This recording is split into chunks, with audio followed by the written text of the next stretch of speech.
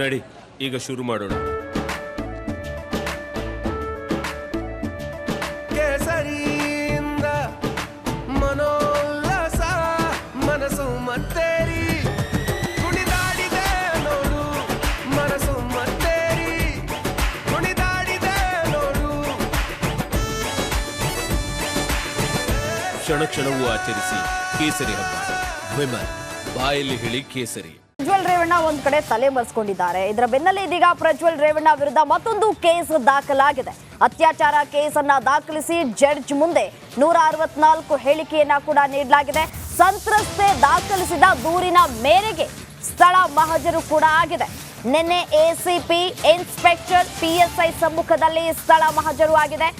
ಚನ್ನರಾಯಪಟ್ಟಣದ ಗನ್ನಿಕಡ ತೋಟದ ಮನೆಯಲ್ಲಿ ಪಂಚನಾಮೆಯನ್ನ ನಡೆಸಿದ್ದಾರೆ ಅಧಿಕಾರಿಗಳು.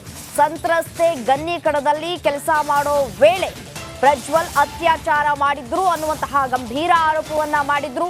ಇದರ ಬೆನ್ನಲ್ಲೇ ಇದೀಗ ಸಂತ್ರಸ್ತೆಯ ಹೇಳಿಕೆಯ ಆಧಾರದ ಮೇಲೆ ಪಂಚನಾಮೆಯನ್ನ ಮಾಡಲಾಗಿರುವಂತದ್ದು. ಸಂತ್ರಸ್ತೆ ಗನ್ನಿಕಡದಲ್ಲಿ ಕೆಲಸ ಮಾಡ್ತಾ ಇದ್ರು, ಆ ಸಂದರ್ಭದಲ್ಲಿ ಅತ್ಯಾಚಾರ ಮಾಡಿದ್ರು ಅಂತ ಕೂಡ ಹೇಳಲಾಗ್ತಾ ಇತ್ತು. ಇದರ ದೂರಿನ ಮೇರೆಗೆ ಸ್ಥಳ ಮಹಜರು ಕೂಡ ಆಗಿರುವಂತದ್ದು. ನಿನ್ನೆ ಎಸಿಪಿ ಇನ್ಸ್ಪೆಕ್ಟರ್ PSI ಸಮ್ಮುಖದಲ್ಲಿ ಸ್ಥಳ ಮಹಜರು ಕೂಡ ಆಗಿದೆ.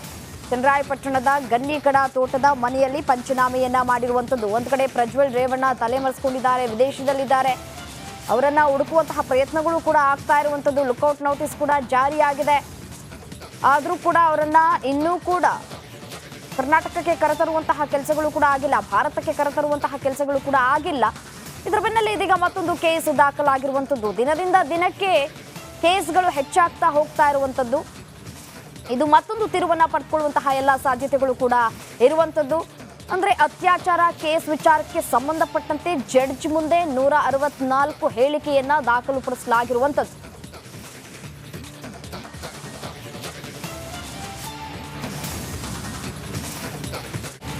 ಪ್ರಜ್ವಲ್ ವಿಡಿಯೋ ಲೀಕ್ ಮಾಡಿದವರಿಗೆ ಈಗ ಬಂಧನದ ಭೀತಿ ಎದುರಾಗ್ತಾ ಇದೆ. ಬಹಳ ಪ್ರಮುಖವಾಗಿ ಈ ಲೀಕ್ನ ವಿಚಾರಕ್ಕೆ ಸಂಬಂಧಪಟ್ಟಂತೆ ಯಾರೆಲ್ಲರ ಹೆಸರು ಕೇಳಿ ಬಂತು ಅನ್ನೋದು ತಮಗೆ ಗೊತ್ತಿದೆ. ಈಗ ಸದ್ಯಕ್ಕೆ ಲೀಕ್ ಮಾಡಿದವರು ಯಾರೆಲ್ಲ ಇದ್ದಾರೆ, ಯಾರು ಪ್ರಮುಖ ಪಾತ್ರವನ್ನ ವಹಿಸಿದ್ದಾರೆ ಅಂಥವರಿಗೆ ಬಂಧನದ ಭೀತಿ ಎದುರಾಗ್ತಾ ಇದೆ. ಕಾರಣ ಈ ವಿಚಾರವೂ ಕೂಡ SITಗೆ ಹಸ್ತಾಂತರ ಆಗಿದೆ. ಹಾಗಿದ್ರೆ ಕಾರ್ತಿಕ್ ಗೌಡ, ಪ್ರಜ್ವಲ್ ರೇವಣ್ಣ ಮಾಜಿ ಡ್ರೈವರ್, ಇದರ ಜೊತೆಗೆ ನವೀನ್ ಗೌಡ, ಇವರಿಗೆ ಈಗ ಬಂಧನದ ಭೀತಿ ಎದುರಾಗ್ತಾ ಇದೆ. ಇವರ ಹೆಸರು ಸಾಕಷ್ಟು ಸೌಂಡ್ ಮಾಡಿತ್ತು. ವಿಚಾರಕ್ಕೆ ಸಂಬಂಧಪಟ್ಟಂತೆ ಚೇತನ್ ಅನ್ನೋರ್ಗೂ ಕೂಡ ಈಗ ಬಂಧನದ ಭೀತಿ ಶುರುವಾಗ್ತಾ ಇದೆ. ಈಗಾಗಲೇ ಎಲ್ಲರ ಜಾಮೀನು ಅರ್ಜಿಯನ್ನ ವಜಾ ಮಾಡಲಾಗಿದೆ. ಏಪ್ರಿಲ್ 23ನೇ ತಾರೀಕು ಹಾಸನ ಸೈಬರ್ ಕ್ರೈಮ್ ಠಾಣೆಯಲ್ಲಿ ಕೇಸ್ ದಾಖಲಾಗಿತ್ತು. ವಿಡಿಯೋ ಸೃಷ್ಟಿ ಮಾಡಿ ಪೆನ್ ಡ್ರೈವ್ ಮೂಲಕ ಹಂಚಿಕೆ ಮಾಡಿದ ಆರೋಪ ಕೇಳಿ ಬಂದಿತ್ತು.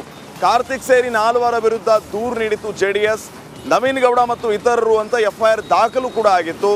ರಿಮೈಂಡರ್ ಅರ್ಜಿಯ ಮೂಲಕ ಕಾರ್ತಿಕ್, ಪುಟ್ಟರಾಜು ಹಾಗೂ ಚೇತನ್ ಅನ್ನೋ ಹೆಸರು ಉಲ್ಲೇಖಿಸಿ ಮಾಹಿತಿಯನ್ನ ರವಾನೆ ಮಾಡುವಂತಹ ಕೆಲಸ ಕೂಡ ಆಯಿತು. ಹಾಸನದ 3ನೇ ಅಧಿಕ ಜಿಲ್ಲಾ ಮತ್ತು ಸತ್ರ ನ್ಯಾಯಾಲಯದಿಂದ ಕಾರ್ತಿಕ್ ಜಾಮೀನು ಅರ್ಜಿ ವಜಾ ಆಗಿತ್ತು. SIT ತಂಡ ಆರೋಪಿಗಳನ್ನು ವಶಕ್ಕೆ ಪಡೆಯುವ ಸಾಧ್ಯತೆ ಈಗ ದಟ್ಟವಾಗಿದೆ. ಹಾಗಿದ್ರೆ ಮುಂದೆ ಈ ಕೇಸ್ ಯಾವ ತಿರುವನ್ನ ಪಡೆದುಕೊಳ್ಳುತ್ತೆ? ಕಾರ್ತಿಕ್, ಪುಟ್ಟರಾಜು, ನವೀನ್ ಗೌಡ, ಚೇತನ್ ಇವರನ್ನ ವಿಚಾರಣೆಗೆ ಒಳಪಡಿಸಿದಾಗ ಮತ್ತೆ ಯಾವೆಲ್ಲ ಅಂಶಗಳು ಹೊರಗೆ ಬರುತ್ತೆ ಕಾದು ನೋಡಬೇಕಾಗಿದೆ.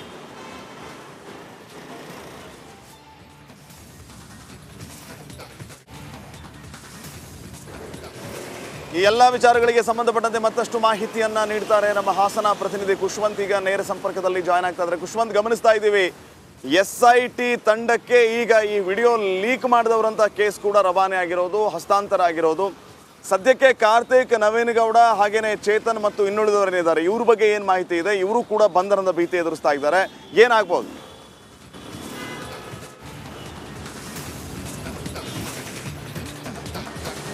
ಈಗಾಗಲೇ ಶ್ರೀಪಾದ್, ಈ ಒಂದು ಪ್ರಕರಣದಲ್ಲಿ ಮುಖ್ಯವಾಗಿ ಪ್ರಜ್ವಲ್ ರೇವಣ್ಣ ಸಂಸದ ಮೇಲೆ ಎಷ್ಟು ಆರೋಪಗಳು ಕೇಳಿ ಬರ್ತಾ ಇದೀವೋ ಅಷ್ಟೇ ಆರೋಪ ಈಗ ಪ್ರಜ್ವಲ್ ರೇವಣ್ಣ ಮಾಜಿ ಕಾರ್ ಚಾಲಕ ಕಾರ್ತಿಕ್ ಮೇಲೆ ಕೇಳಿ ಬರ್ತಿರೋದು. ಇದಕ್ಕೆ ಕಾರಣ ಈ ಒಂದು ಪೆನ್ ಡ್ರೈವ್ ಅನ್ನ ಏನಿತ್ತು ಅದನ್ನ ಸಮಾಜಕ್ಕೆ ಒಂದು ವೈರಲ್ ಮಾಡಿದಂಥವನು ಕಾರ್ತಿಕ್ ಅನ್ನುವಂಥ ಆರೋಪಗಳು ಕೇಳಿ ಬರ್ತಾ ಇತ್ತು. ಆದರೆ ಪ್ರಜ್ವಲ್ JDSನ ಲೀಗಲ್ ಸೆಲ್ನವರು ಮತ್ತು JDS ಮುಖಂಡರುಗಳೆಲ್ಲ ಒಂದು ಒತ್ತಾಯವನ್ನು ಮಾಡಿದ್ರು ಈ ಪ್ರಕರಣದಲ್ಲಿ.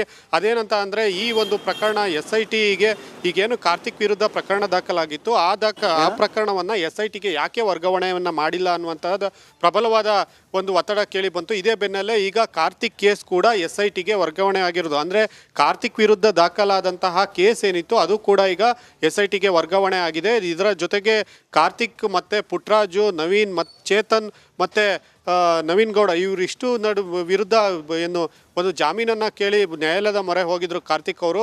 ಕಾರ್ತಿಕ್ ಜಾಮೀನು ಕೂಡ ಈಗ ಮೊನ್ನೆಯಷ್ಟೇ ಹಾಸನದ ನ್ಯಾಯಾಲಯದಲ್ಲಿ ಜಾಮೀನು ವಜಾ ಆಗಿರುವಂಥದ್ದು. ಈ ಹಿನ್ನೆಲೆಯಲ್ಲಿ ಈಗ ಕಾರ್ತಿಕನ್ನು ಕೂಡ ಬಂಧನ ಮಾಡಿ ಈ ಬಗ್ಗೆ ವಿಚಾರಣೆಯನ್ನು ಮಾಡಿಸಬೇಕಾದಂಥದ್ದು SIT ಮುಂದೆ ಇರುವಂಥದ್ದು. ಹೀಗಾಗಿ ಇಡೀ ಪ್ರಕರಣದಲ್ಲಿ ಈ ಒಂದು ತಿರುವು, ಈ ಒಂದು ಕಾರ್ತಿಕನ್ನು ಅರೆಸ್ಟ್ ಮಾಡಿ ಮತ್ತೆ ವಿಚಾರಣೆ ಮಾಡಿದರೆ ಯಾವ ರೀತಿ ಪೆನ್ ಡ್ರೈವನ್ನು ವೈರಲ್ ಆಯಿತು ಏನು ಅನ್ನುವಂಥದ್ದು ಇನ್ನು ಮತ್ತೆ ಬೇರೆ ತಿರುವನ್ನು ಪಡೆಯುವಂಥ ಸಾಧ್ಯತೆ ಎಲ್ಲ ಇದೆ.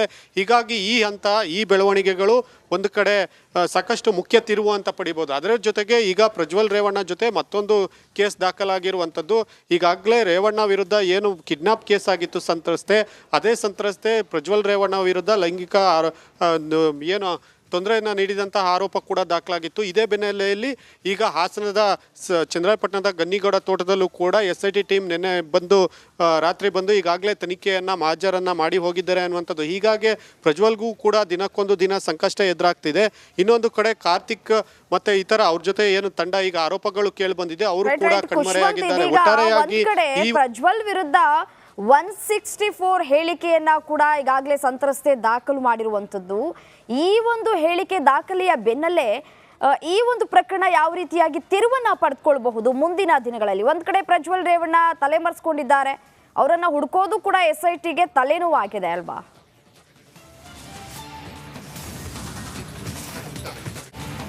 ರಮ್ಯಾ, ನಿಜಕ್ಕೂ ಈ ಪ್ರಕರಣ SITಗೆ ಈಗ ತಲೆನೋವನ್ನು ತಂದಿಟ್ಟಿದೆ ಅಂತ ಹೇಳ್ಬೋದು. ಯಾಕಂದರೆ ದಿನಕ್ಕೊಬ್ಬರು ಸಂತ್ರಸ್ತೆ ಪ್ರಜ್ವಲ್ ವಿರುದ್ಧ ದೂರನ್ನು ಕೊಡ್ತಾ ಹೋಗ್ತಿದ್ದಾರೆ. ಇನ್ನು ಪ್ರಾಕ್ಟಿಕಲ್ ಆಗಿ ನೋಡೋದಾದರೆ ಪ್ರಕರಣಕ್ಕೆ ಸಂಬಂಧಂತೆ ಅವರಿಗೆ ವಿಡಿಯೋ ಸಾಕ್ಷಿಗಳು ಮಾತ್ರ ಇರುವಂಥದ್ದು. ಜೊತೆಗೆ ಈ ಸಂತ್ರಸ್ತೆಯರು ದೂರನ್ನು ಕೊಡ್ತಾ ಇರುವಂಥದ್ದು. ಸಂತ್ರಸ್ತೆಯರು ದೂರನ್ನು ಕೊಡ್ತಾ ಇರುವಂತೆ ಸ್ಥಳ ಮಾಜರ್ ಬಂದು SIT ಎಲ್ಲಿ ದೂರನ್ನು ಕೊಡ್ತಾರೆ ಆ ಸ್ಥಳದ ಮಾಜರನ್ನು ಮಾಡಿ ಹೋಗುವಂಥ ಕೆಲಸವನ್ನು ಮಾಡ್ತಾ ಇದ್ದಾರೆ. ಆದರೆ ಆರೋಪಿ ಪ್ರಜ್ವಲ್ನನ್ನು ಇನ್ನೂ ಪತ್ತೆ ಹತ್ತಲಿಕ್ಕೆ ಅವ್ರ ಕೈಲೂ ಆಗಿಲ್ಲ. ಪ್ರಜ್ವಲ್ ಕೂಡ ಇನ್ನೂ ಕೂಡ ಬಂದಿಲ್ಲ. ಹೀಗಾಗಿ ಎಲ್ಲ ಸಂತ್ರಸ್ತರ ದೂರನ್ನು ಕ್ರೋಢೀಕರಿಸಿಕೊಂಡು ಮುಂದೆ ಅದನ್ನು ಯಾವ ರೀತಿ ಈ ಒಂದು ತನಿಖೆಯಲ್ಲಿ ಇಡಬೇಕು ಅಥವಾ ಯಾವ ರೀತಿ ತನಿಖೆಗೆ ಪ್ರಜ್ವಲ್ನ ಒಳಪಡಿಸಬೇಕು, ಪ್ರತಿಯೊಬ್ಬರ ದೂರುಗಳು ದಿನದಿಂದ ದಿನಕ್ಕೆ ಹೆಚ್ಚಾಗ್ತಿದ್ರೆ ಈ ಒಂದು ಇಡೀ ಪ್ರಕರಣ ಯಾವ ನಿಟ್ಟಿನಲ್ಲಿ ಸಾಗಬೇಕು ಅನ್ನುವಂಥದ್ದು ಕೂಡ ಈಗ SIT ಮುಂದೆ ದೊಡ್ಡ ಚಾಲೆಂಜಿಂಗ್ ಆಗಿರುವಂಥ ಪ್ರಕರಣ ಅಂತಲೇ ಹೇಳ್ಬೋದು. ಹೀಗಾಗಿ ಇದೆಲ್ಲ ಆಗಬೇಕು ಅಂದರೆ ಪ್ರಜ್ವಲ್ ಏನು SIT ತಂಡದ ಮುಂದೆ ಹಾಜರಾಗಲೇಬೇಕಾಗಿರುವಂಥದ್ದು. ಸದ್ಯಕ್ಕೆ ಈಗಿನ ಸಿಚುವೇಶನ್ ನೋಡಿದ್ರೆ ಪ್ರಜ್ವಲ್ ಸದ್ಯಕ್ಕೆ ಹಾಜರಾಗುವ ಲಕ್ಷಣಗಳಿಲ್ಲ ಅನ್ನುವಂಥ ಎಲ್ಲ ಲಕ್ಷಣಗಳು ಕಾಣ್ತಾ ಇರುವಂಥದ್ದು. ರಮ್ಯಾ, ರೈಟ್, ಧನ್ಯವಾದ ತಮ್ಮೆಲ್ಲ ಮಾಹಿತಿಗಾಗಿ.